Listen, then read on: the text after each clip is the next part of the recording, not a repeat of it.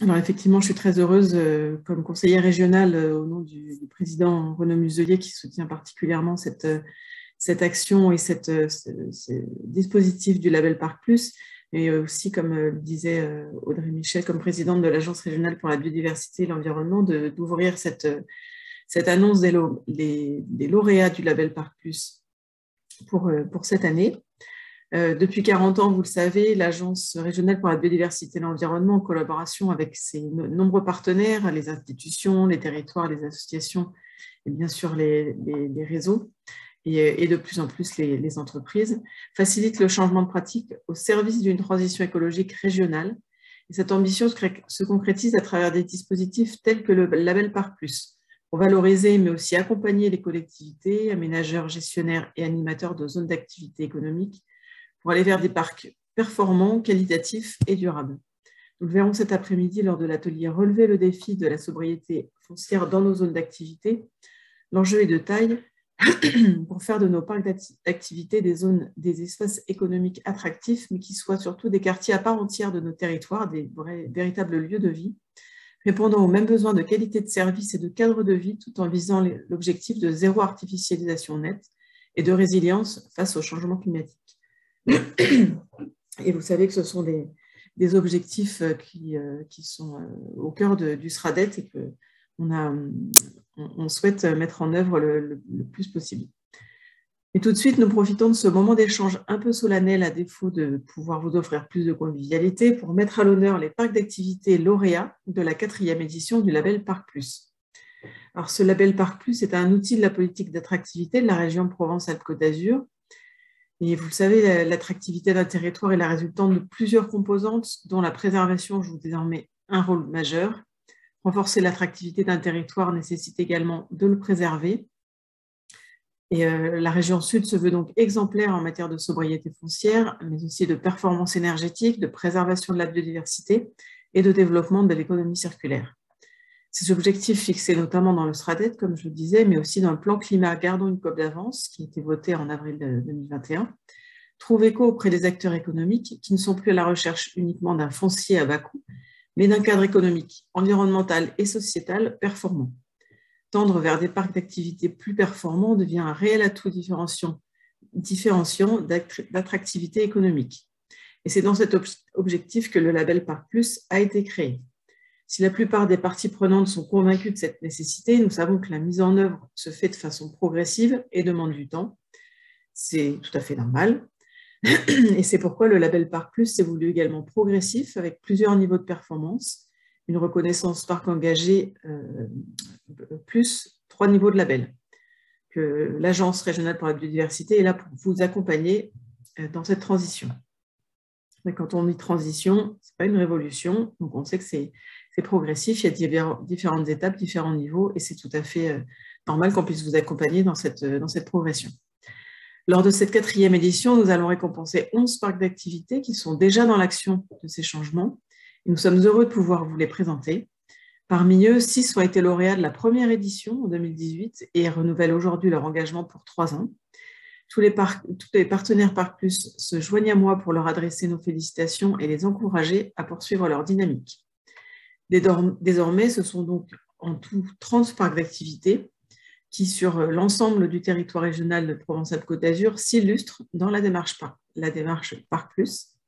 Et nous savons que d'autres parcs d'activité sont déjà prêts à s'engager sur la 5e édition qui s'ouvre dès aujourd'hui. En tout cas, je voudrais d'ores et déjà remercier les 30 parcs d'activité engagés, parce que cet exemple est un moteur pour les autres parcs d'activité qui souhaitent s'engager dans cette démarche, et on les remercie de leur témoignage sur ce qu'ils peuvent engager. Alors, comment définir la performance d'un parc d'activité? Bonne question. Il est important de rappeler que la performance d'un parc d'activité s'évalue de manière globale, en fonction de son aménagement, mais également de sa gestion et de son animation. Et l'un ne peut pas être dissocié de l'autre, bien entendu.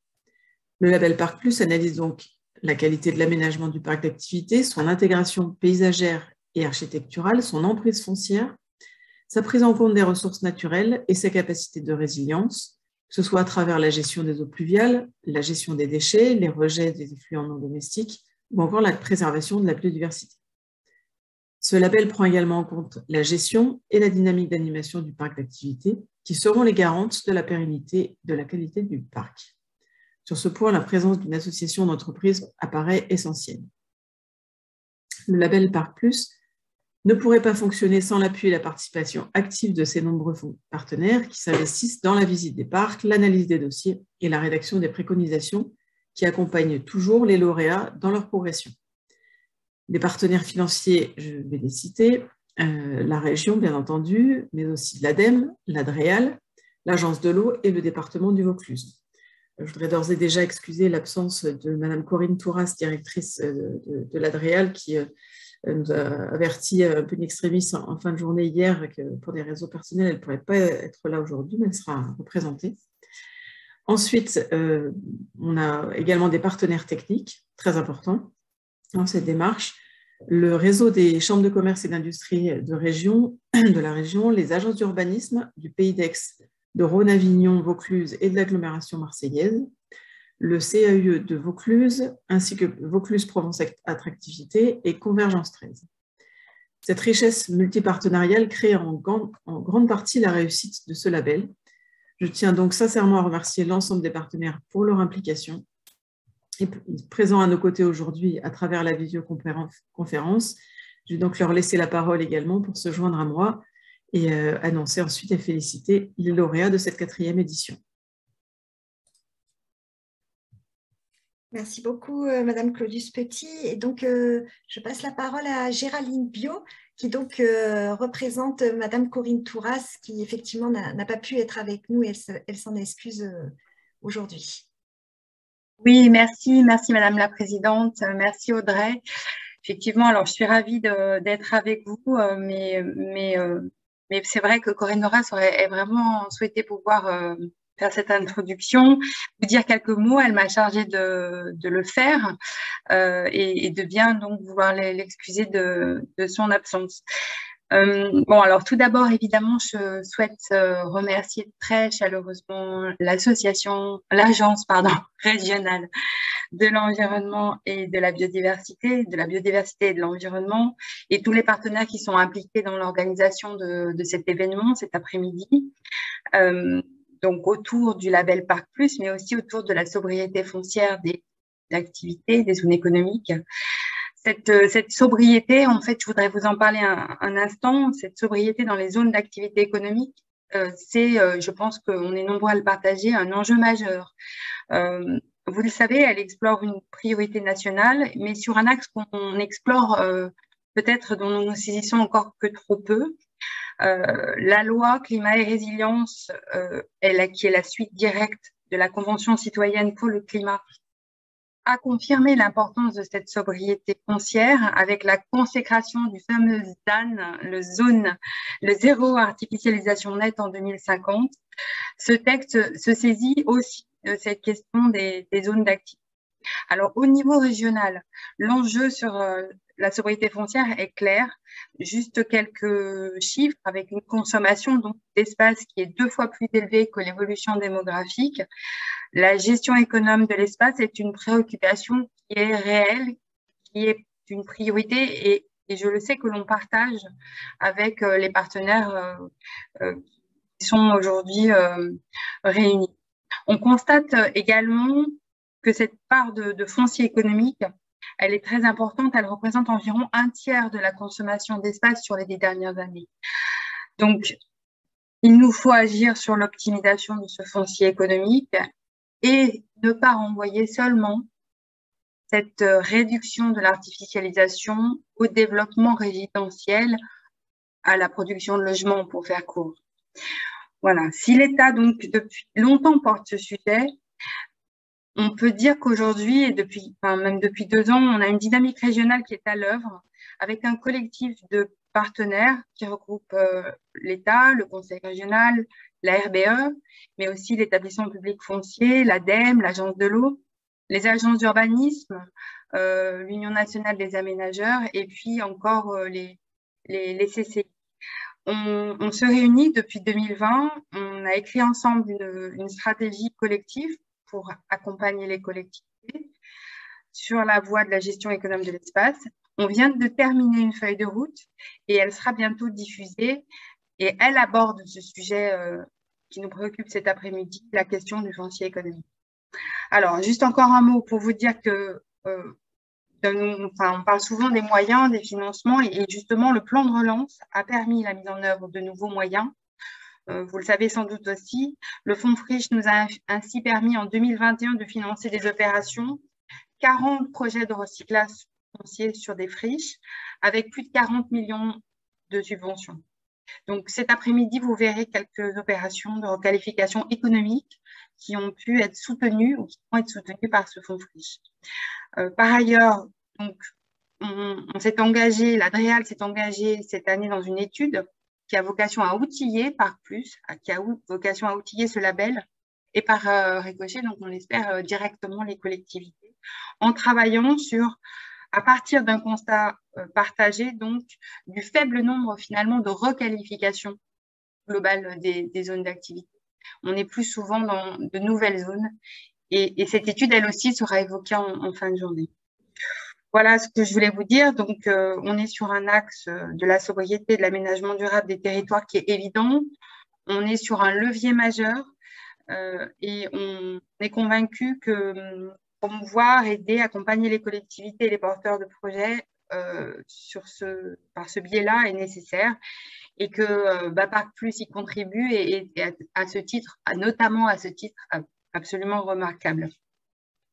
Voilà, donc les expériences qu'on partage cet après-midi nous aident. Le travail de l'ARBE avec tout l'accompagnement est essentiel. On souhaite qu'il dure. On souhaite que cette démarche, qu'on sait être exigeante, qualitative, elle perdure et on souhaite l'accompagner. Voilà, je vous repasse la parole et je vous dis à tout à l'heure. Merci beaucoup, Géraldine Bio. Merci beaucoup pour ces mots. Alors, normalement, nous avions Monsieur Le Trionnaire, directeur de l'ADEME, qui devait être avec nous, mais on ne le voit pas connecté.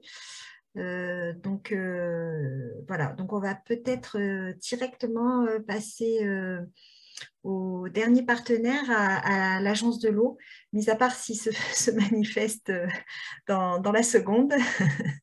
Donc, je propose à Annick Mièvre, directrice de l'Agence de l'eau Rhône-Méditerranée-Corse, de prendre la parole. Merci beaucoup. Oui, bonjour à tous. Merci pour cette invitation à cette cérémonie. L'Agence de l'eau, c'est un établissement public dont l'objectif, c'est d'atteindre le bon état des eaux. Et l'atteinte de ce bon état, ça passe par économiser la ressource en eau, surtout dans le contexte de changement climatique qu'on vit et qu'on vivra encore dans les années à venir. Le bon état, ça passe par la lutte contre les pollutions. Et quand on parle du bon état des eaux, on parle aussi du bon état des milieux aquatiques associés, des zones humides. Et évidemment, qu'est-ce qui fait peser la menace sur l'atteinte de ce bon état? Ce sont les activités humaines et les aménagements, l'artificialisation qui l'accompagne. Donc pour nous, à l'Agence de l'eau, il est très important de prendre en compte dans l'aménagement les enjeux de préservation de cette ressource en eau. Et là, comment préserver cette ressource par des process économes dans les activités des entreprises, par la réduction des polluants à la source. On privilégie évidemment les interventions à la source qui sont plus efficaces et les agences de l'eau accompagnent les entreprises, les activités, notamment via ce qu'on appelle des opérations collectives pour aider à déterminer ces polluants et à changer les process ou à mieux les traiter. Ça passe effectivement la préservation de l'eau et de la lutte contre la pollution par des traitements adaptés quand on n'a pas pu éviter le polluant à la source.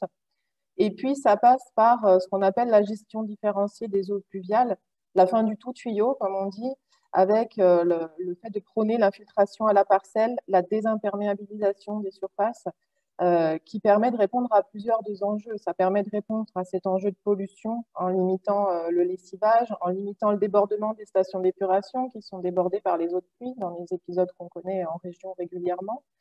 Et ça permet aussi de recharger les nappes souterraines, donc ça a un intérêt aussi sur le quantitatif, la gestion de la quantité de ressources. Et puis, ça permet de répondre aussi aux enjeux de biodiversité, la désimperméabilisation, puisque ça permet de ramener de la nature dans des espaces artificialisés, souvent dans des zones urbaines ou périurbaines quand on parle de zones d'activité. Et ça améliore en plus la qualité de vie des habitants. Alors pour nous, les zones d'activité, ce sont des espaces particulièrement en jeu de par la surface qu'elles consomment. Et donc, je remercie l'ARBE de nous associer depuis plusieurs années à ce label. Plus globalement, l'ARBE est un partenaire privilégié pour nous sur tout un tas d'actions qu'on peut mener dans le domaine. Mais je remercie aussi l'Adréal de nous avoir associés à la démarche de zéro artificialisation nette qui nous permet de porter cette politique de préservation de l'eau et notamment de désimperméabilisation. J'en profite pour remercier Franck Zoulalian qui est parmi vous et qui restera cet après-midi, qui vous présentera d'ailleurs un retour d'expérience sur ce sujet-là. Et puis, je félicite par avance les lauréats d'aujourd'hui et en espérant que ça puisse donner envie aux autres d'agir, puisque voilà, nous, on dépend des maîtres d'ouvrage pour que tout ça se mette en œuvre concrètement. Donc, merci à vous et en espérant que vous fassiez des émules pour la suite. Merci beaucoup, Madame Mièvre. Je ne crois pas que l'ADEME nous ait rejoint, donc on va directement passer du coup à l'annonce de nos 11 lauréats pour cette 4e édition. Et donc, je passe la parole à Madame Claudius Petit pour l'annonce des 4 parcs engagés.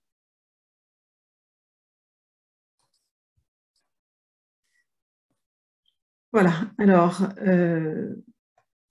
pour ce premier parc engagé, donc il s'agit du parc d'activités Saint-Joseph, au Thor, dans le Vaucluse. Donc, la création de ce parc d'activités sur la commune du Thor en Vaucluse vient répondre à un besoin de développement économique du territoire avec le souci d'intégration dans le tissu urbain existant et d'un impact minimum sur l'environnement. C'est pourquoi la collectivité a engagé son projet très tôt dans la charte Écoparc Vaucluse, ce qui semble une démarche assez notable et que je voudrais vraiment féliciter. On relève notamment un effort sur la préservation des haies existantes et une gestion durable des eaux pluviales, dont on parlait à l'instant. Donc, il se voit aujourd'hui proposer la reconnaissance parc engagé. Et je vais laisser la parole à, je crois, Yves Bayon de Noyer, le maire du Thor et vice-président de la communauté de communes Pays de Sorgues-Monde-Vaucluse, en charge du développement économique et agricole.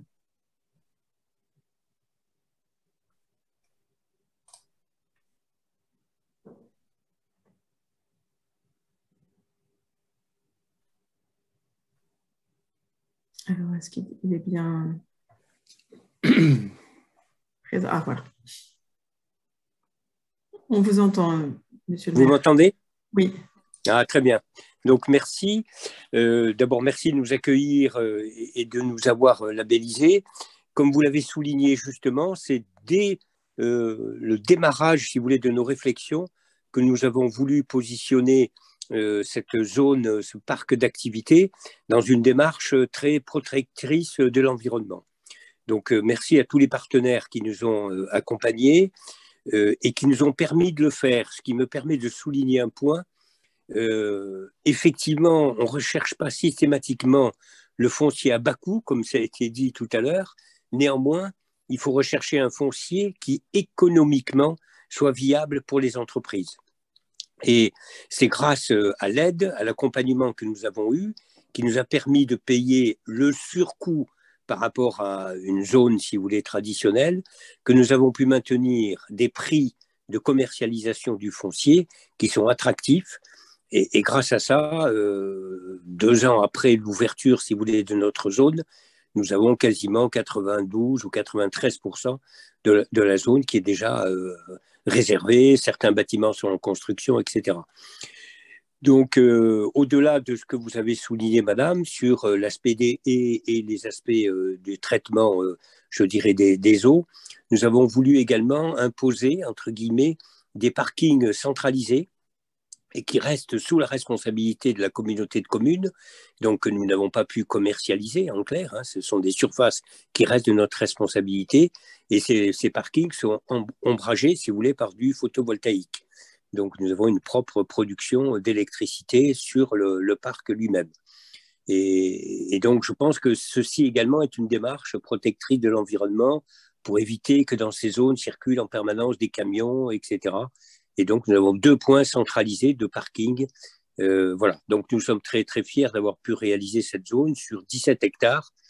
Et je souligne, sur 17 hectares, il y en a 10 environ, un tout petit peu moins, qui sont commercialisés, qui sont revendus. Les autres restent, les autres terrains, les autres superficies restent propriété et donc responsabilité de la collectivité. Voilà, en tout cas, merci pour vos initiatives et merci pour l'accompagnement. Nous sommes très, très fiers d'avoir reçu ce label aujourd'hui. Je vous redonne la parole. Merci beaucoup, monsieur Bayon, monsieur le maire. Madame Claudius-Petit, je vous laisse continuer les annonces. Merci, monsieur le maire et vice-président de la communauté de communes. Je vais passer au lauréat suivant, qui est le MIN, le marché d'intérêt national, Grand Marché de Provence à Château-Renard et Nove dans les Bouches-du-Rhône. Il s'agit d'un projet structurant pour le territoire et pour la filière agroalimentaire, puisque le MIN Grand Marché de Provence permettra la relocalisation du carreau des producteurs, actuellement en centre-ville de Château-Renard. Il sera complété par un pôle logistique et un pôle transformation en recyclant des friches industrielles, ce qui donne au projet toute sa cohérence. Le MIN Grand Marché de Provence, par ses ambitions, trouve toute sa place dans le parcours Parc Plus et se voit aujourd'hui proposer la reconnaissance de parc engagé. On a droit à quelques images du projet. Alors là, nous avons 3 personnes à qui je vais pouvoir céder la parole. Je ne sais pas dans quel ordre, enfin, nous avons monsieur Pierre-Hubert Martin, vice-président de Terre de Provence Agglomération, délégué à l'économie.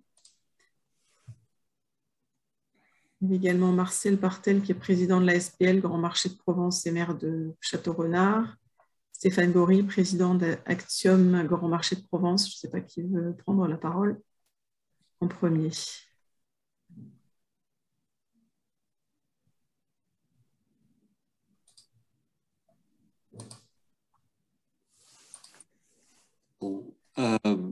Vous m'entendez là? Je vais prendre la parole. Pierre-Hubert Martin, donc moi je suis le vice-président à l'économie de Terre de Provence. Alors, on vous entend très bien.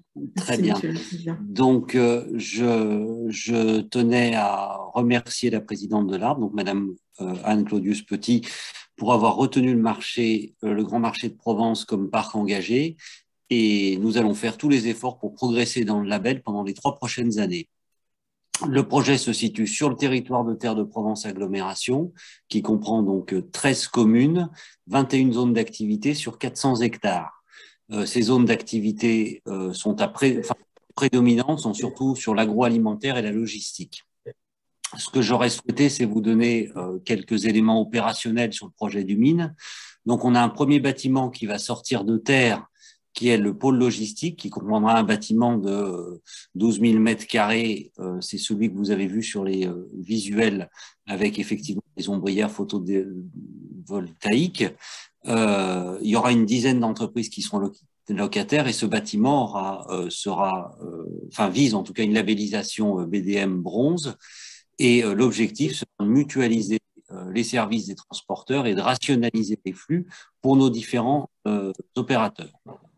Ensuite viendra le cœur de mine, qui est donc l'activité historique du mine, un espace modernisé et conforme aux normes agroalimentaires des 30 prochaines années. Et ce sera un espace de 27 hectares qui seront dédiés aux entreprises agricoles et agroalimentaires pour accueillir un carreau ouvert et découvert, des espaces de stockage et des activités en location et à bâtir en beau amphithéotique. Et ce cœur de mine bénéficiera d'une intégration paysagère avec une bande verte qui l'entourera d'une 15aine d'hectares. Et puis pour terminer ce qu'est le Grand Marché de Provence, nous allons créer un pôle transformation qui est l'étape ultime de la transformation de nos produits frais, et c'est ce qui fait surtout défaut sur notre territoire. Et cet équipement permettra d'offrir de nouveaux débouchés à l'agriculteur local, et je crois que la crise Covid que nous sommes en train de traverser ou que nous avons traversé en est un bon exemple. Et donc ces 3 pôles seront constitués en articulation avec le programme de requalification des espaces d'activité qui est actuellement en cours. Et pour le label, et j'espère qu'en tout cas ce label Parc Plus nous inspirera et nous permettra de tirer vers le haut l'ensemble des zones d'activité de Terre de Provence agglomération. Stéphane ou Marcel, si vous voulez ajouter un mot.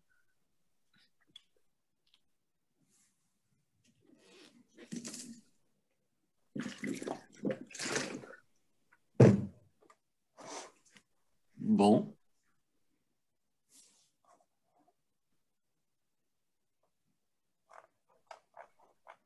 On n'a pas retrouvé dans les participants, du coup, les représentants de la SPL ou de l'Axiom. Donc, je ne sais pas s'ils sont connectés ou pas.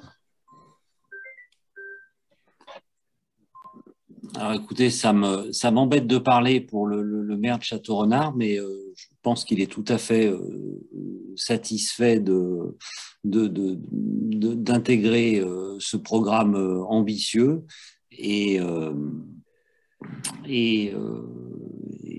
enfin, voilà, on travaille main dans la main pour faire en sorte que le cœur de mine et le grand marché de Provence soient une référence dans le domaine de l'agroalimentaire national. Merci beaucoup. En tout cas, Monsieur le Vice-président, vous transmettrez au maire de Château-Renard et également à Monsieur Stéphane Gory nos félicitations et puis notre satisfaction également de vous accompagner dans ces démarches. C'est que, vous l'avez souligné, il y a également la labellisation BDM qui est le bâtiment durable méditerranéen et qui est importante. Oui, vous disiez… Alors, on essaie de les retrouver, ils sont bien connectés. Le maire de Château-Renard voulait dire un petit mot. Ah, d'accord, très bien. Mais je ne sais pas, vous pouvez… Alors, on n'a pas le nom. Le nom, ça doit être Marcel Martel, ou sinon vous avez… On n'a pas trouvé… Alors, le temps qu'on trouve, excusez-nous, il faut… Pensez à bien vous renommer pour qu'on puisse facilement en fait, vous retrouver et vous donner la parole.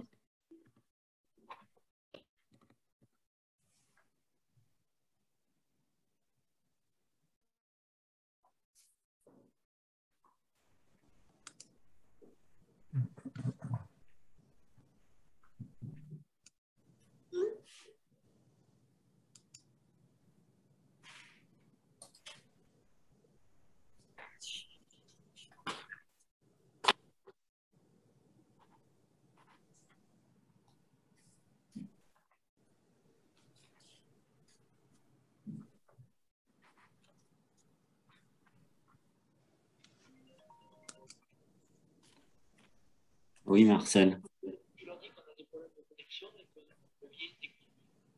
D'accord, je fais passer le message. Ok, merci. Donc, je viens d'avoir le maire de Château-Renard qui a 2-3 soucis de connexion. Il se reconnecte et puis il vous fait signe quand il est de retour. D'accord. Merci. Donc, je vais peut-être repasser au suivant. Oui, tout à fait. Oui, ça vous va. Oui, on lui donnera la parole pour… Tout à fait. Bon. Alors, le parc engagé suivant est le pôle d'activité Alpha à Aubagne et La Penne-sur-Yvonne. Le pôle Alpha, c'est la mise en cohérence d'un tissu industriel qui s'est développé le long de l'Uvonne sur les communes d'Aubagne et de La Penne-sur-Yvonne depuis les années 70. L'association d'entreprises, en étroite collaboration avec les communes et le conseil de territoire d'Aubagne Pays de l'Étoile, a engagé de nombreuses actions pour faire évoluer le pôle vers plus de qualité et de performance. Et le jury l'encourage à poursuivre ces actions en lui attribuant la reconnaissance parc engagé. Donc, nous avons normalement, je crois, le président du pôle Alpha, c'est ça, Monsieur Dabreu? Oui. Alors, si vous voulez Vous prendre... m'entendez? Très bien. Merci. Écoutez, on est ravis d'être avec vous aujourd'hui pour cette labellisation. On voudrait remercier tous les intervenants et tous les participants et tous les partenaires que je ne vais pas nommer, puisque vous les avez déjà nommés, qui seront déjà passés à l'écran. Merci au Conseil de territoire qui nous a bien accompagnés sur cette opération de labellisation. Merci aussi aux communes d'Aubagne et de la Peine-sur-Yvonne, puisque la caractéristique de notre zone d'activité, elle est non seulement coupée en deux par l'A55, par l'autoroute, mais en plus, elle est à cheval sur 2 communes, 2 tiers sur Aubagne et 1 tiers sur la Peine-sur-Yvonne. Donc, l'origine du pôle alpha est assez récente, en fait, il y a une douzaine d'années, quand cette association a été créée, qui regroupe en fait d'anciennes zones d'activité, Braille-de-Caux, Zac de Saint-Mitre, en fait des zones qui étaient nées au fil du temps et qui n'étaient pas rassemblées au sein d'une même association. Donc aujourd'hui, vous l'avez dit, c'est 550 entreprises, c'est 4500 salariés sur un espace assez réduit en fait.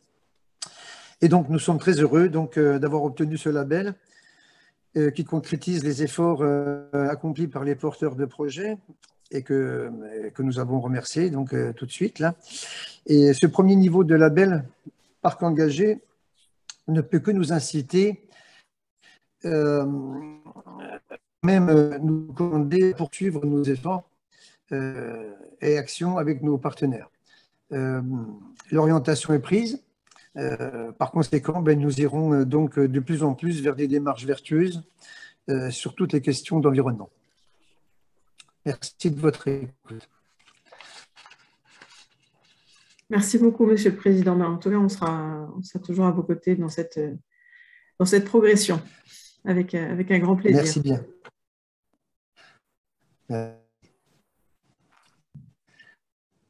Le son, tu l'as droit. Oui, on a le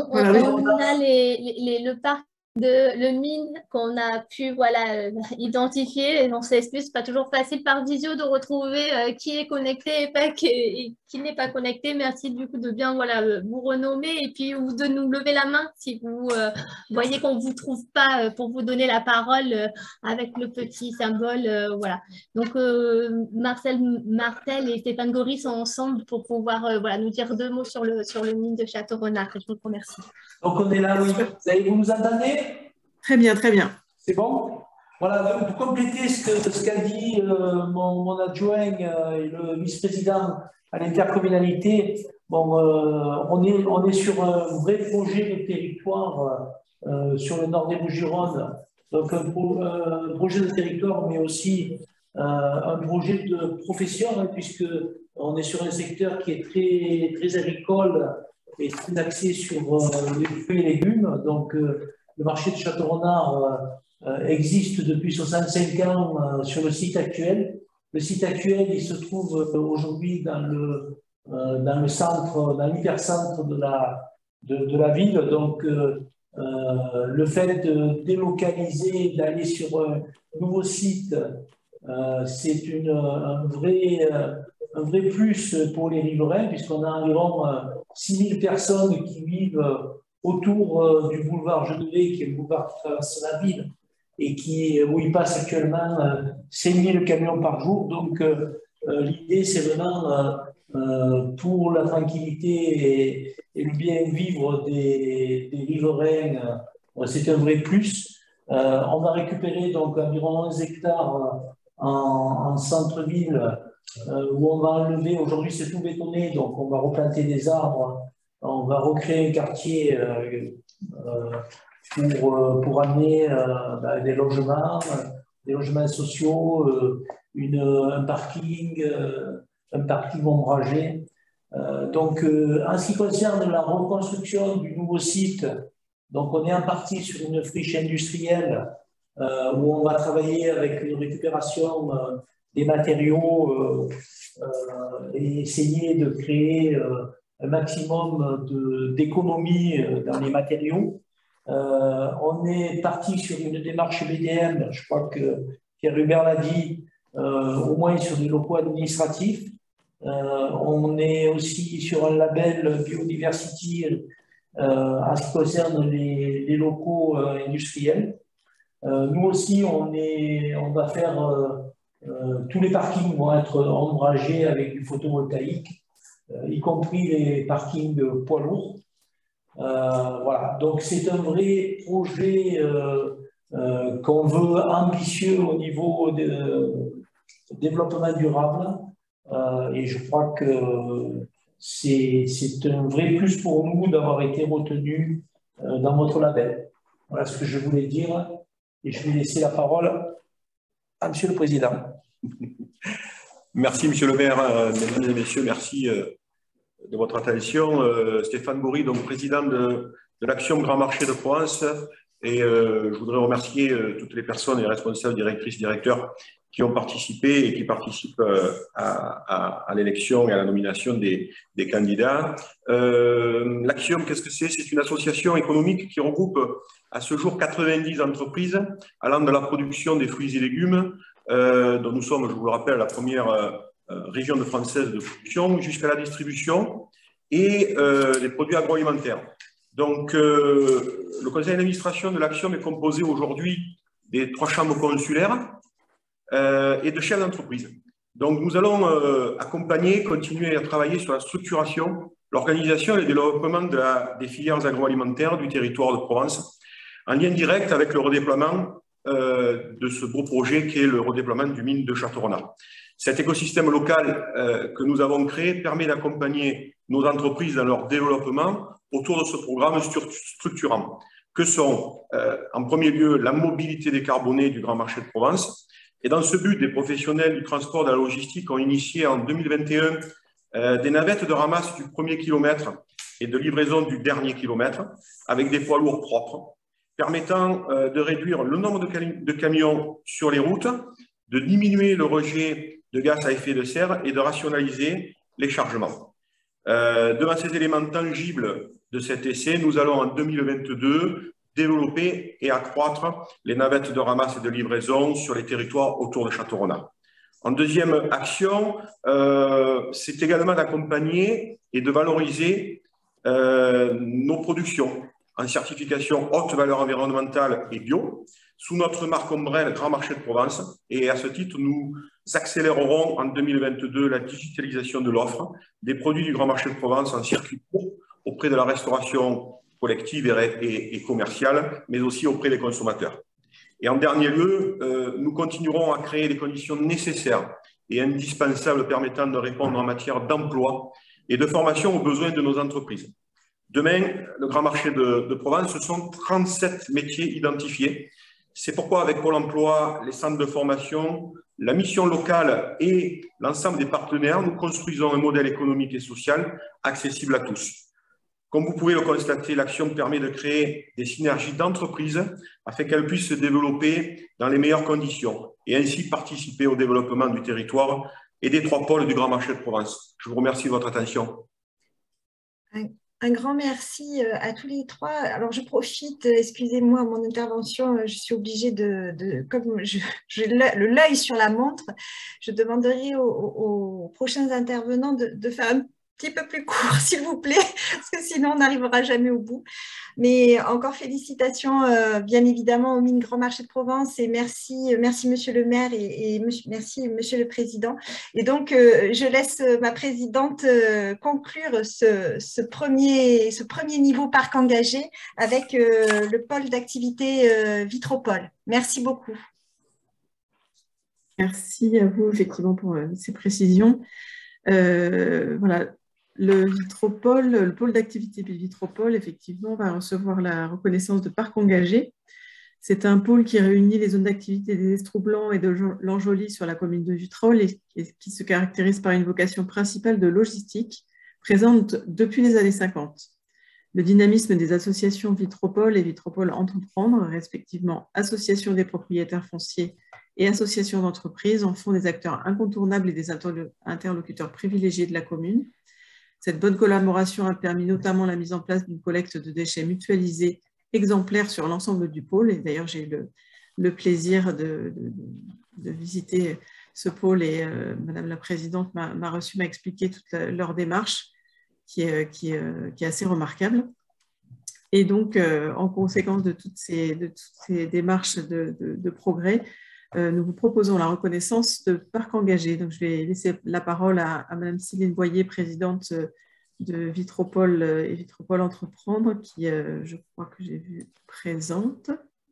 Oui, bonjour. Écoutez, je vais essayer de faire court comme demandé.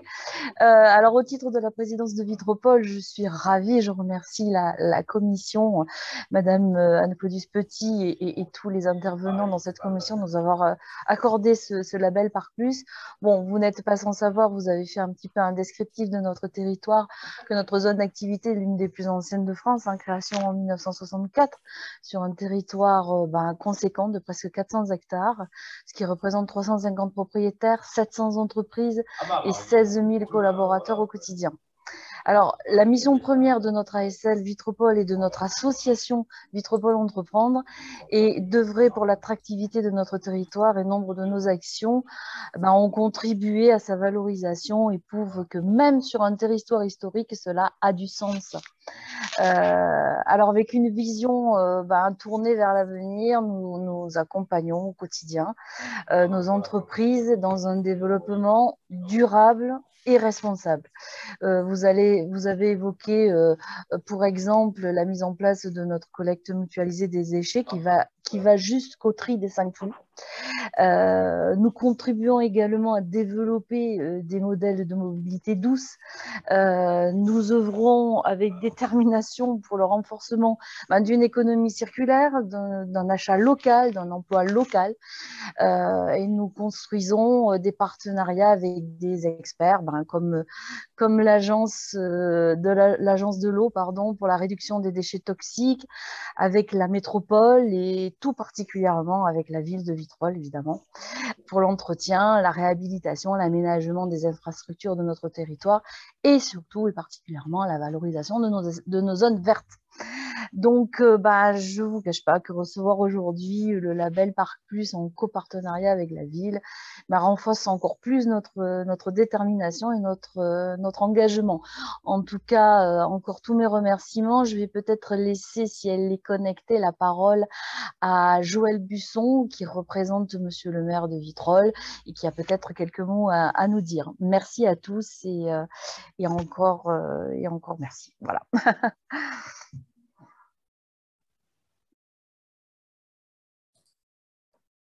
Est-ce que Madame Busson est bien connectée, présente? Aurélie, je ne sais pas si vous avez pu vérifier. Alors, normalement, Madame Busson est bien là.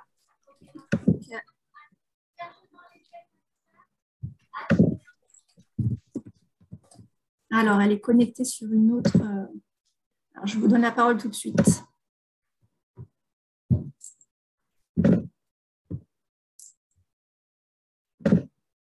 Voilà. C'est Angelin, vous pouvez reprendre le son et parler. Bonjour. Je suis Joël Busson. Je suis justement dans les locaux de Vitropole et on a un petit problème de connexion, mais on vous a bien entendu. Aujourd'hui, moi, je voulais aussi vous remercier et remercier aussi le partenariat qu'on a de façon très forte avec Vitropole et sa présidente, mais aussi l'ensemble de ses équipes.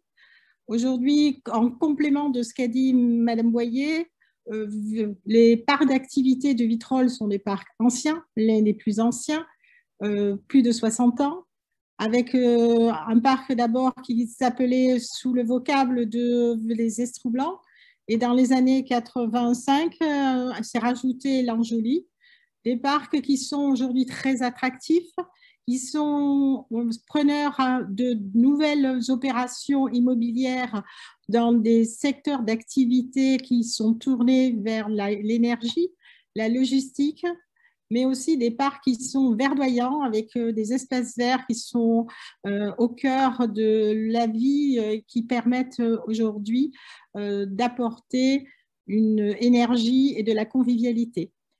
Nous essayons aussi, à travers toutes les rénovations, puisque nous travaillons plutôt en rénovation qu'en extension de parc, d'améliorer tout ce qui est pluvial, aménagement, et de faire en sorte qu'on vive bien, puisqu'on vit dans l'ensemble de ces zones d'activité. Encore merci pour ce label. Eh bien, merci beaucoup. Donc, félicitations aux quatre lauréats des parcs engagés. Et donc, je vous propose de passer du coup au niveau 1 du label Parc Plus, avec 3 parcs lauréats cette année. Et donc, je propose à Mme Claudius Petit, en l'absence de Monsieur le Trionnaire, de nous présenter le premier parc label niveau 1. Ça y est, ça redémarre. Oui, c'est Renaud a relancé. Je vous en prie, Mme Claudius Petit. Oui, bien sûr. Bah, écoutez, je vais en profiter pour excuser l'absence de Monsieur le Trionnaire, le directeur régional de l'ADEME, parce qu'il était prévu qu'il soit là, donc il a dû avoir soit un souci de connexion, soit un problème qui l'empêche d'être là. Alors, ce premier parc labellisé niveau 1, il s'agit du parc d'activité de Val-de-Durance à Sisteron. Donc, situé dans le département des Alpes de Haute-Provence, le parc d'activité de Sisteron-Val-de-Durance a su se démarquer sur le volet énergétique. La production d'énergie photovoltaïque est le point remarquable du parc, avec une multiplication par 5 des surfaces de panneaux photovoltaïques ces 3 dernières années. La production d'électricité verte équivaut aujourd'hui à la consommation de 15 000 habitants, et des projets en cours d'économie circulaire et de structuration d'une offre de services témoignent d'un parc dynamique. Le jury renouvelle et confirme le label Parc Plus niveau 1. Alors, je ne sais pas si Monsieur Nicolas Logier, qui est président de la SEM de Sisteron, est présent pour nous dire un petit mot, s'il y a un représentant de… Oui. Ah, voilà, très bien. Je vous laisse la parole. Bonjour, Monsieur Logier. Merci. Eh bien, merci pour l'obtention de ce label Parc Plus pour la 2e fois pour le parc d'activité Val-Durance. Donc, vous avez déjà bien présenté le parc qui est de 65 hectares, qui est décomposé en 3 pôles, avec un pôle commercial, un pôle tertiaire et un pôle agroalimentaire. Donc, on retrouve un grand nombre d'entreprises et d'emplois sur ce parc, ça a été dit. Ça affirme notre dynamique et notre engagement envers l'environnement, avec une politique forte sur l'énergie durable. Donc, plus de 3,5 hectares de toiture photovoltaïque sur les bâtiments privés et publics, bâtiments de la Seine ou les bâtiments d'entreprise privés, ce qui correspond à, vous l'avez dit, la consommation d'une ville de 15 000 habitants. Donc, vraiment un engagement fort là, sur le photovoltaïque. Aussi, un engagement fort à l'aménagement du parc afin d'être économe sur le foncier, puisque c'est un point important d'économiser notre foncier vis-à-vis de notre environnement, tout en permettant aux entreprises de continuer à se développer, en préservant l'environnement et aussi en restant très attractifs, afin de préserver notre qualité de vie au sein de notre territoire et de conserver une biodiversité. La petite particularité aussi sur le parc et à la ville de Sisteron, c'est qu'on est ville amie des abeilles et des ruches sont installées un petit peu partout, que ce soit au sein du parc ou au sein de la ville. Donc vraiment une politique envers la biodiversité. Donc je tenais encore à vous remercier, que ce soit vous, les partenaires financiers et techniques, pour l'obtention de ce parc qui est important pour vraiment continuer une politique environnementale et tout en continuant un développement économique. Merci. Merci encore, bravo. Du coup, je propose à Géraldine Bio d'annoncer le prochain lauréat. Oui, alors bien volontiers. Alors moi, je vous propose de nous déplacer virtuellement dans les Hautes-Alpes. Nous arrivons sur le parc d'activité Le Villaret, donc à Saint-Martin-de-Carrière. C'est un parc d'activité qui a été créé en 2019 à l'initiative de la communauté de communes du Pays des Écrins, avec la volonté de structurer une offre d'accueil autour de la filière bois. Donc, le pôle bois, puisqu'on l'appelle aussi comme ça, prend place sur un délaissé agricole de 1,4 hectare. Et le regroupement de ces activités a permis d'optimiser la consommation de foncier dont je parlais tout à l'heure. On observe aussi une qualité dans la construction, dans l'aménagement, avec une valorisation donc, du bois et des techniques constructives patrimoniales. Engagé dans la démarche Parc Plus depuis l'édition 2018-2020, avec initialement une reconnaissance Parc engagé, ce projet a su depuis garder sa direction avec un engagement territorial très fort, une belle ambition voulue pour le site. Vous voyez les images qui défilent sous vos yeux, une créativité notable à l'échelle de ce type de territoire rural. Donc, le Villaret obtient désormais le label Parc Plus de niveau 1. Et donc, je pense peut-être, alors sur mes notes, je n'ai pas de représentant, mais peut-être qu'il y a quelqu'un du parc. Tout à fait. De la communauté de communes du Pays des Écrins, c'est ça? Voilà, c'est ça, Julien Lafrance, je ne sais pas si vous m'entendez. Pardonnez-moi, oui, je vous entends. Non, mais il n'y a pas de souci, puis il y a eu un changement, ça devait être Stéphanie Davin-Poncelet, la directrice, et au final, c'est moi. Je suis chargé de mission de la collectivité, et j'ai accompagné ce projet depuis le début. Voilà, merci de nous avoir accompagnés sur tout ce parcours. Je vais essayer d'être bref, vu qu'il y a beaucoup de lauréats. Donc, merci de nous avoir accompagnés, de continuer à nous labelliser sur ce parc. Je vais attirer peut-être l'attention sur un point qui a été important pour nous, histoire de compléter les différentes interventions qu'il y a pu y avoir. C'est que nous, en dehors on va dire, du label, ce qui a été vraiment important pour nous, on est une collectivité où les chargés de mission développement économique sont généralistes, puisqu'on est une petite collectivité en milieu rural. Donc, on n'a pas de qualification particulière sur la question des zones d'activité. Et le fait d'avoir intégré ce parcours avec votre accompagnement, ça nous a vraiment permis de bénéficier d'expertise tout au long de la mise en place de cette zone d'activité, de l'expertise pour faire les bons choix et aussi pour sélectionner les bonnes entreprises, que ce soit en phase maîtrise d'œuvre, architecture ou après en phase travaux. C'est-à-dire qu'avec le référentiel et on va dire les 7 ou 8 catégories qu'il y avait, ça nous a permis de nous construire des marchés en s'appuyant dessus et d'essayer de les sélectionner au mieux. Donc, le label est intéressant, bien sûr, mais je pense que ça nous a permis d'aboutir à quelque chose de qualitatif grâce à cet accompagnement. Et c'est quelque chose aujourd'hui, donc on est sur un pôle d'activité spécialisé filière bois, qui a plutôt été bien reçu par les entreprises, puisqu'aujourd'hui, tout est quasiment cédé sur la zone.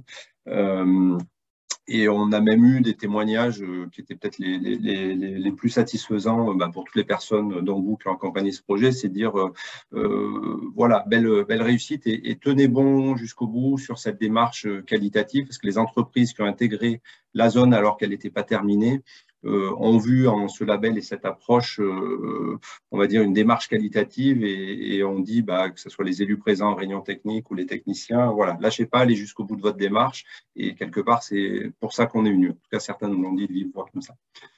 Voilà le petit témoignage qu'on peut apporter sur cette labellisation et donc on est déjà à la deuxième étape pour nous et on va finaliser les travaux ce printemps. Voilà. Merci beaucoup, félicitations et merci pour votre témoignage. Du coup, pour notre troisième lauréat du niveau 1, j'invite Annick Mièvre à prendre la parole. Oui, merci. Donc, moi, je vous ramène en bord de mer à Toulon avec le plus grand parc d'activités qui est honoré aujourd'hui, a priori, avec ses 800 hectares. Donc, on est sur l'ouest de Toulon. C'est le parc d'activités Toulon-Ouest sur les communes d'Olioul, Sifour-les-Plages et la Seine-sur-Mer. Le choix des candidats a été assumé de faire porter sa candidature sur ce vaste ensemble de plus de 14 zones et qui bénéficie de l'intervention de l'entreprise Adeto, qui est très active sur les sujets de responsabilité sociétale des entreprises. Donc, la volonté du projet, c'est d'unifier cet ensemble qui est aujourd'hui très hétérogène et la proximité de la technopole de la technopole de la mer lui apporte un effet d'entraînement qualitatif qui permettra d'homogénéiser l'ensemble. Et donc, le jury a confirmé cette année le niveau 1 pour la labellisation de ce parc. Donc, félicitations aux porteurs. Et normalement, donc, nous avons présent aujourd'hui Monsieur Michel Crespe, le président d'Adeto, et M. Manuel Vanni, directeur du développement économique à Toulon Provence Méditerranée. Félicitations. Alors, si vous permettez, je vais prendre la parole. Vous m'entendez? Tout à fait. Parfait. Donc, je suis Boris Bernabeu, directeur général adjoint de la métropole Toulon-Provence Méditerranée, et Hubert Falco m'a demandé de participer aujourd'hui à ce petit échange. Je voulais vous remercier l'ARB pour avoir une nouvelle fois labellisé l'ADETO, et puis féliciter l'ADETO, et Michel Crès prendra la parole après ma petite intervention, qui confirme ainsi sa labellisation 2018. Alors tout ça est très utile à nos territoires parce que ça renforce notre activité, ça valorise ce pôle d'activité bien évidemment, et puis ça transforme l'image aussi et de ces pôles d'activité, ça donne une dimension nouvelle. On sait que nos salariés ont besoin aujourd'hui de penser développement durable, qualité de vie, mobilité, bien-être, et c'est tout le sens de l'action de la métropole et de l'ADETO pour faire de cette zone une zone innovante. Moi, je voulais rappeler que TPM, c'est un territoire de 12 communes, 450 000 habitants, et puis c'est un territoire qui est beaucoup connu et reconnu pour ses qualités balnéaires et pour être un lieu de vacances et de villégiature. Mais TPM, c'est aussi un salarié sur 2 du Var qui travaille sur l'une des 12 communes, qui va de Sifour à Hyères, évidemment, en passant par Toulon, Lagarde ou La Valette. Donc c'est un pôle d'activité essentiel dans la vitalité économique varoise. Et les sujets de développement durable, de qualité de vie, sont essentiels dans la réflexion que mène la métropole Toulon-Provence-Méditerranée. On a une réflexion actuellement qui est menée sur le tracé du futur transport en commun en site propre, la mise en place d'une ligne RER, d'un train au quotidien qui ira de Sifour à Lagarde. Bref, tous ces sujets de développement durable sont essentiels dans cette métropole. Et d'ailleurs, la métropole elle-même a candidaté auprès de l'ADEME il y a quelques semaines pour obtenir le label économie circulaire. Moi, pour conclure, je voudrais rappeler que le dynamisme d'un territoire, ça se mesure aussi dans la puissance de ses partenariats. Et on a de beaux partenariats sur ce territoire, notamment avec l'ADETO, qui est un acteur pour nous de confiance, de proximité, de qualité. Et je voulais vraiment, à titre personnel et au nom du président Falco, remercier Michel Crès, remercier les équipes de l'ADETO pour tout ce qu'elles font et pour la contribution qu'elles apportent à la dynamique territoriale. Merci. Merci Boris, merci à la métropole TPM et merci au jury. Alors si je remercie en premier lieu la métropole TPM, c'est parce que le choix qui a été fait il y a maintenant un petit peu plus de 3 ans de candidater aux côtés de l'ADETO sur l'ensemble du pôle d'activité de Toulon-Ouest n'était pas un choix facile et un choix évident. La facilité aurait voulu que la métropole candidate avec le technopôle de la mer, qui avait effectivement le mérite d'être un site, je dirais, up-to-date, qui satisfait l'ensemble des critères de ce qu'est un parc d'activité durable, performant et qualitatif. Le choix qui a été fait par la métropole, moi je les en remercie. C'est un choix qui consiste à dire, certes, c'est facile, ou c'est relativement facile de faire du neuf, mais ce qui est particulièrement difficile, c'est d'arriver à faire du neuf avec beaucoup d'anciens. Et comme vous l'avez relevé tout à l'heure, on est un des pôles d'activité les plus importants en termes de territoire, parce qu'il y a 800 hectares, un des plus anciens, un peu à l'image de ce qui a été présenté tout à l'heure par Vitropole. Nous, notre pôle, pour les premières zones d'activité, date du début des années 70. Et donc, il y a effectivement sur ce territoire à la fois une richesse, parce que toute cette histoire existe, mais une hétérogénéité qui fait que pour satisfaire aux critères qui sont les critères de ce jury, à savoir être performant, qualitatif et durable, mais quelque part, on part de très loin. Et donc, je tenais à remercier le jury qui a compris cette particularité, qui a compris qu'effectivement, il y avait un travail qui était fait en permanence et en partenariat avec la métropole de Toulon-Provence-Méditerranée pour créer sur ce territoire très vaste et très hétérogène une véritable dynamique, une dynamique commune, créer des synergies entre les parties prenantes. Et effectivement, toutes les actions qui sont entreprises font que nous avons eu il y a 3 ans cette reconnaissance, le label Parc Plus niveau 1. On en était satisfait et quelque part, même si ça peut paraître un petit peu paradoxal, aujourd'hui nous sommes des redoublants, mais nous sommes des redoublants heureux parce que ça va nous donner encore pendant 3 ans des perspectives, un engagement que l'on va continuer de tous les instants pour effectivement améliorer la qualité de vie sur ce territoire, continuer à contribuer, comme le dit Boris Bernabeu, à ce que le quotidien des entreprises, le quotidien des salariés, l'environnement dans lequel toutes ces personnes évoluent soit de plus en plus agréable. Et donc, merci au jury. Et puis si j'ose dire, rendez-vous dans 3 ans, avec, on l'espère cette fois-ci, une reconnaissance peut-être de niveau encore supérieur, parce que vous aurez bien compris que c'est ce qu'il y a à faire sur des territoires qui sont anciens, mais qui incarnent une véritable puissance économique. C'est un travail de longue date et on s'inscrit dans cette durée et on est ravis de pouvoir poursuivre pendant 3 ans à vos côtés avec ce label. Merci beaucoup. Merci beaucoup. Merci, M. Bernabeu. Merci M. Cresp. Et donc, vous clôturez le niveau 1 et on va du coup pouvoir attaquer les lauréats du niveau 2. Et donc, je passe la parole à Géraldine Biot pour commencer ces annonces. Oui, alors la première nous ramène dans les Bouches-du-Rhône, à Gardanne, sur le pôle d'activité du Puy-Moranda, que l'on connaît bien maintenant. Il est inscrit depuis la première édition du Parc Plus, dans la reconnaissance parc engagé, avec un projet ambitieux de requalification d'une friche minière.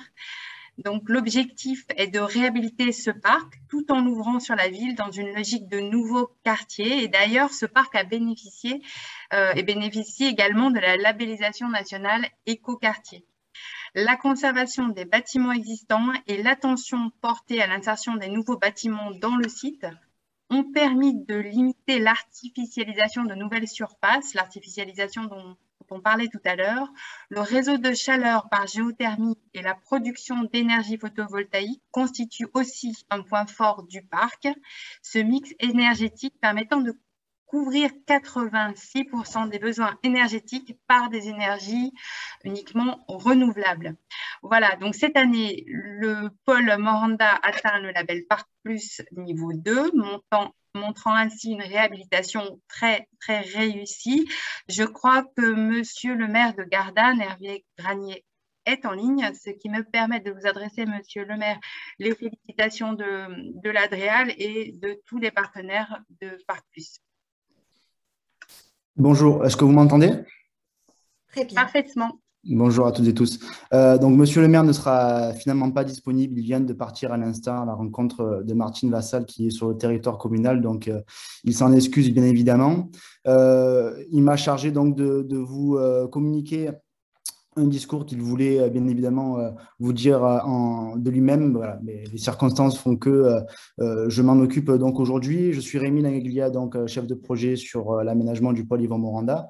Monsieur le maire vous souhaite bien évidemment ses meilleurs voeux pour cette nouvelle année 2022 et remercie les organisateurs de cet événement d'avoir, malgré le contexte, décidé de maintenir une cérémonie venant clôturer cette 4e édition du label Parc Plus. Ancien carreau minier de 14 hectares, le pôle Yvan Moranda, fort d'une histoire riche, s'inscrit dans une nouvelle dynamique avec la création d'un pôle économique, énergétique et culturel. Aménagé par la CEMAG, ce pôle accueille des entreprises inscrites dans une démarche innovante et génératrice d'emplois. Conçu comme une Smart Human City, le pôle Yvan Moranda s'inscrit comme un lieu de vie renforçant les synergies et les échanges entre les usagers. Ces interactions pourront notamment se créer grâce aux services de proximité installés sur le site, que ce sont les micro-crèches, les offres de restauration ou la conciergerie solidaire.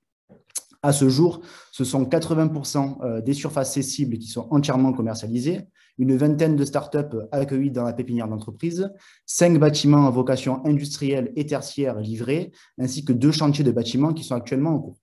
L'ensemble des bâtiments labellisés bâtiments durables méditerranéens, s'appuyant notamment sur le réseau de géothermie à partir des eaux d'ennuyage de la mine et la création d'un véritable quartier solaire. Notre objectif d'ici 2024 est bien évidemment d'arriver à 1000 emplois sur le pôle Yvan Moranda, ce chiffre faisant écho au nombre de mineurs travaillant sur le site initialement et à la fin du XXe siècle notamment.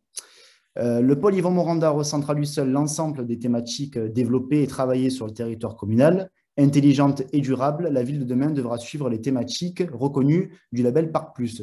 Ce sont l'aménagement durable, la préservation et la valorisation du paysage, la lutte contre le gaspillage foncier, ainsi que le développement des liens entre les différentes parties prenantes du territoire et l'amélioration du quotidien des usagers et des administrés. Ce renouvellement de reconnaissance via le label Parc Plus nous conforte dans les missions déjà engagées et nous pousse à aller plus loin dans l'amélioration de ce nouveau pôle ayant une dimension communale, métropolitaine et régionale. À ce titre, nous remercions donc le jury, les partenaires techniques et les partenaires financiers du label Parc Plus pour l'obtention de cette nouvelle reconnaissance. Merci encore et veuillez excuser l'absence de Monsieur le maire, il s'en excuse. Bravo à vous, un grand merci. Et on va pouvoir passer au deuxième lauréat du niveau 2. Et donc, je passe la parole à Madame Claudius Petit.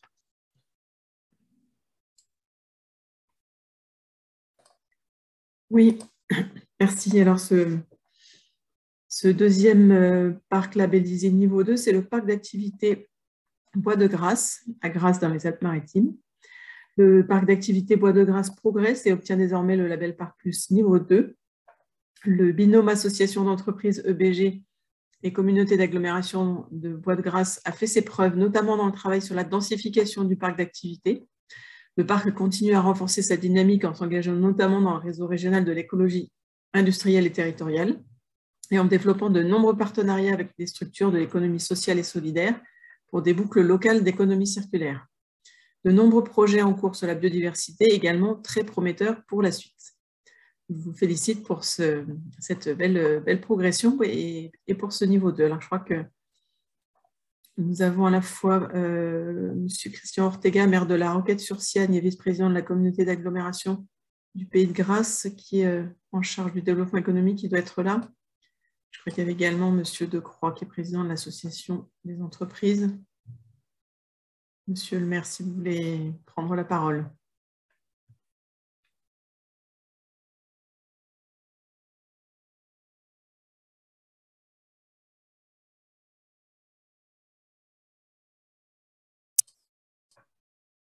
Est-ce qu'il est présent? Est-ce qu'on a réussi à lui donner la parole?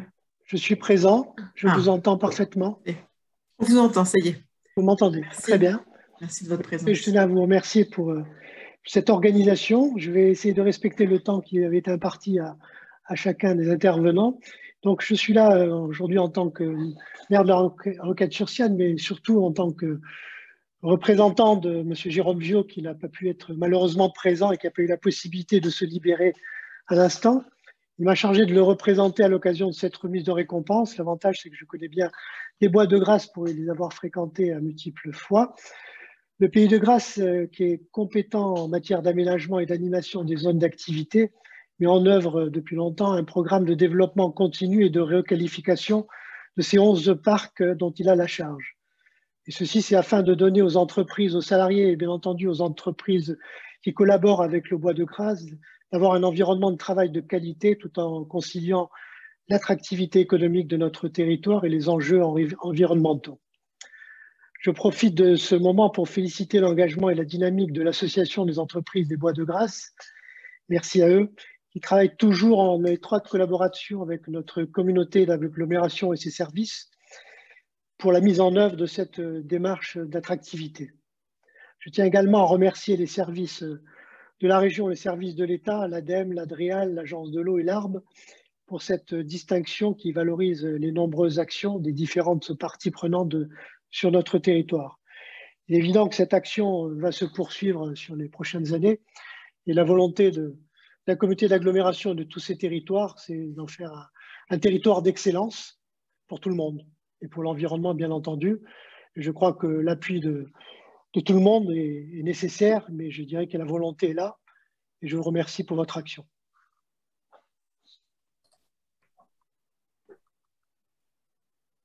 Merci beaucoup, Monsieur le maire. Est-ce que le président de l'association souhaite te dire 2 mots? Je suis là, si on m'entend. Tout à fait. Bonjour à tous. Donc, merci Christian Ortega pour votre intervention. Et en effet, la réussite d'EBG et de ce label, c'est pour nous la réelle complémentarité avec notre communauté d'agglo et l'ensemble des adhérents et intervenants sur EBG. On est ravis vraiment d'avoir remporté ce niveau 2. J'avais assisté en tant que vice-président au label il y a 3 ans. Et pour nous, c'est réellement ce challenge qui nous a aidé à encore plus s'améliorer et progresser.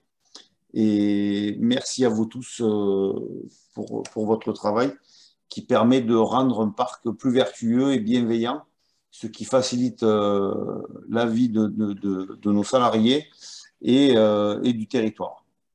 Merci à vous. Merci beaucoup. Merci pour votre engagement et votre témoignage. Et donc, pour le troisième lauréat de ce niveau 2, je passe la parole donc à Annick Mièvre pour l'annoncer.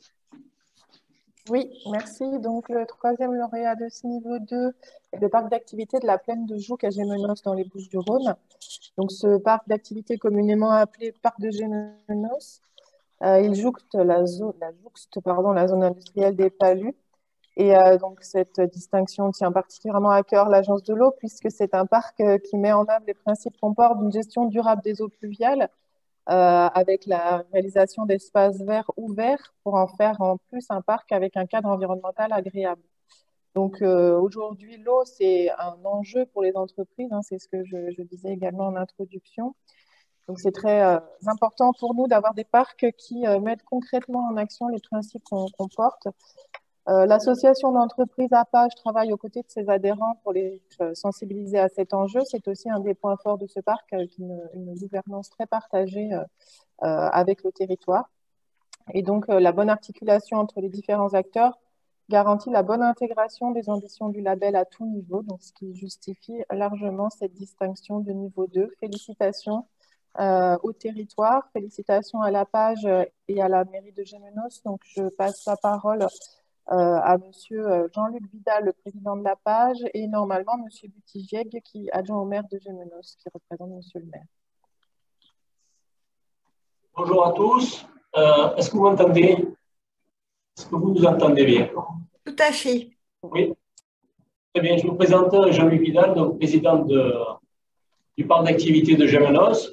Je suis accompagné, vous le voyez peut-être, on n'a pas le retour, pas le feedback image, pour savoir si on est bien vu. Oui, voilà, donc je suis là en compagnie de M. Antoine Butigier, adjoint au maire délégué à l'économie et à l'emploi. Je suis aussi accompagné de notre chargé de mission, Soisy François, et d'une administratrice du parc d'activité, Sabine Casailly. Voilà, vous voyez, on est une fois de plus sur un travail d'équipe. Je tiens à remercier chaleureusement l'ARD, bien sûr, et tous les organisateurs de cette labellisation Parc Plus, qui est pour nous vraiment une noble cause. On travaille vraiment sur un sujet qui est porteur, qui est générateur d'une évolution positive et d'une fusion positive de tout ce qui est environnement et activité professionnelle. Voilà. Pour nous, la labellisation en plus au niveau 2 pour notre première participation est une vraie fierté, un honneur. On va postuler très rapidement pour avoir un niveau 3, vous vous en doutez bien. Et voilà, on ne casse pas une équipe qui gagne.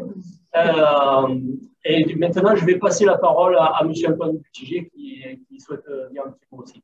Merci encore, merci à tous.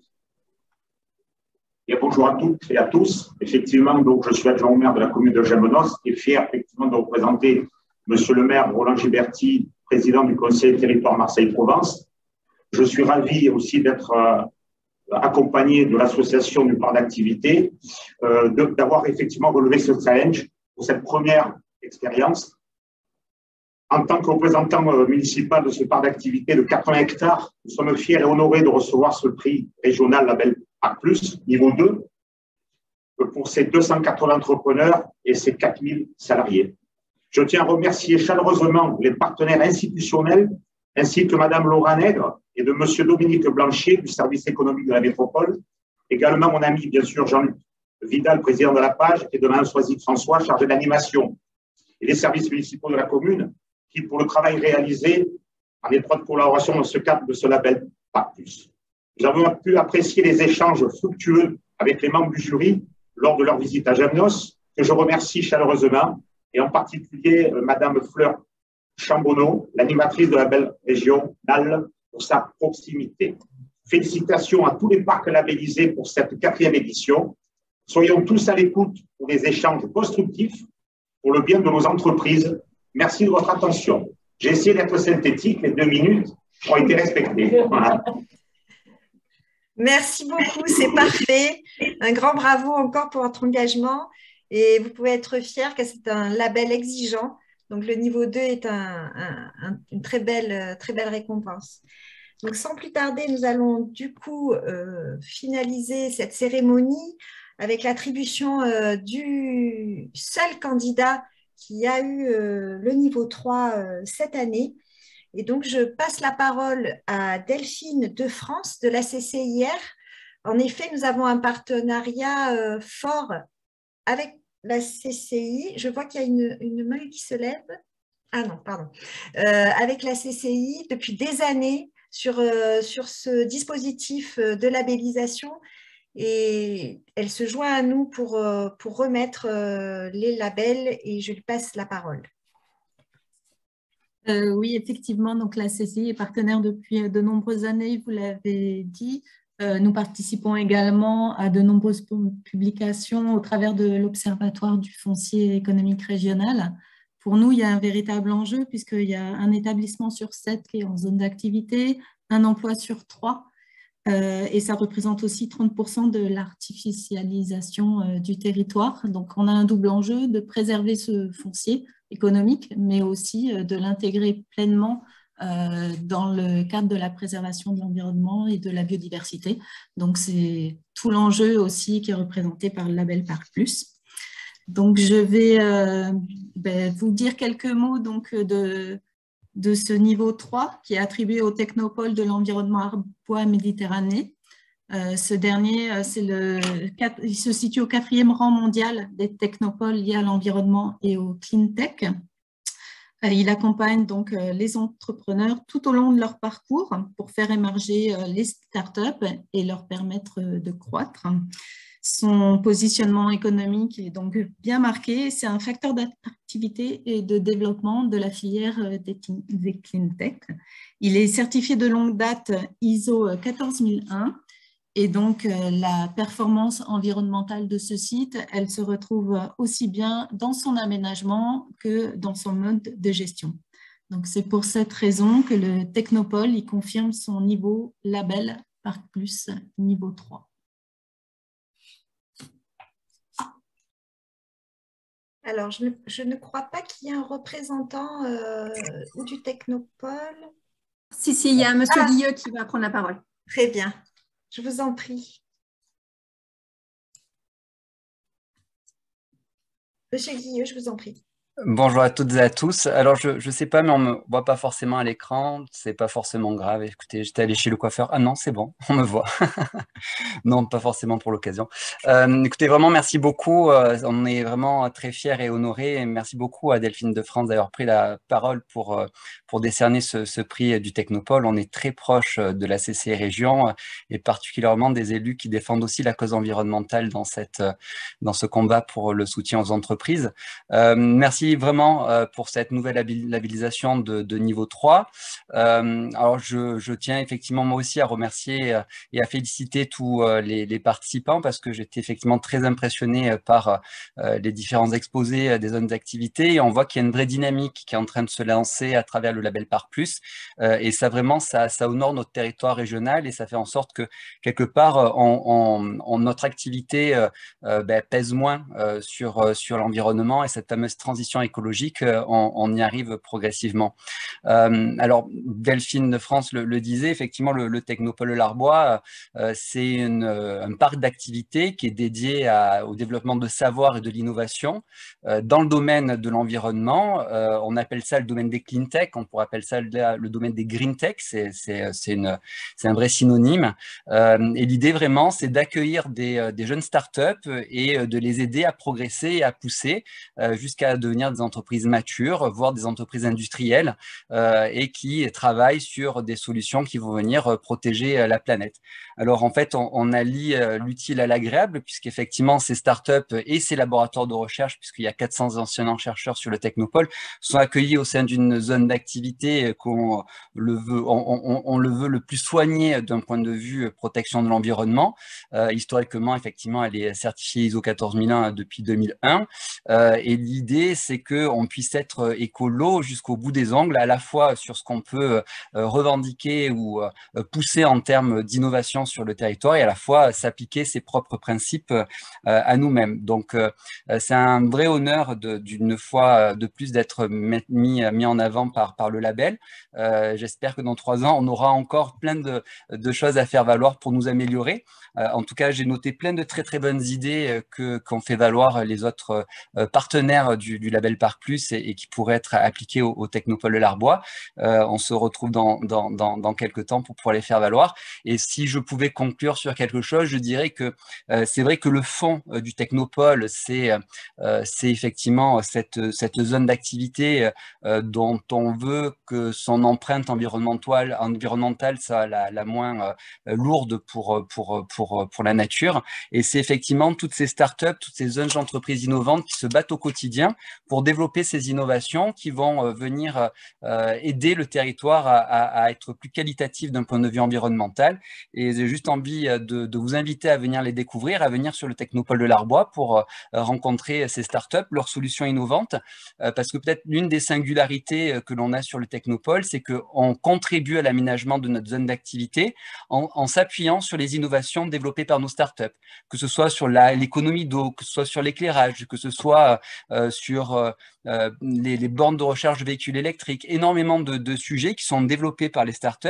Et on a la chance, grâce à la métropole Aix-Marseille-Provence, de pouvoir recourir aux marchés publics innovants, qui sont des marchés qui permettent de faire du gré à gré avec des solutions innovantes et qui permettent de contractualiser jusqu'à des montants qui vont aller jusqu'à 100 000 € hors taxe pour pouvoir être les premiers utilisateurs des technologies développées en Provence et pour faire en sorte qu'on soit en phase avec le dicton que nul n'est pas prophète en son pays, tout le monde doit être prophète en son pays provençal. Voilà, merci beaucoup. Merci beaucoup, Monsieur Le Guilleux. Un grand bravo pour votre niveau 3.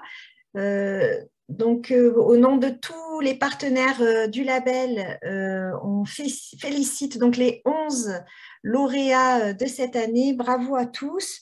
Nous allons pouvoir, alors d'une part, annoncer le lancement de la 5e édition du label, qui est lancé dès aujourd'hui et ouvert jusqu'au 22 février pour les précandidatures. N'hésitez pas à vous rapprocher de Flair Chambonneau à l'Agence régionale pour la biodiversité et l'environnement qui pourra vous accompagner dans le dépôt des candidatures. Et nous allons basculer sans plus tarder parce que nous avons pris beaucoup de retard. Alors bien sûr, un grand merci à l'ensemble des partenaires qu'on a beaucoup cités autour de la cérémonie. Et donc nous allons basculer sur l'atelier relever le défi de la sobriété foncière dans nos zones d'activité, un enjeu clé, nous l'avons compris, pour les sujets qui nous occupent. Et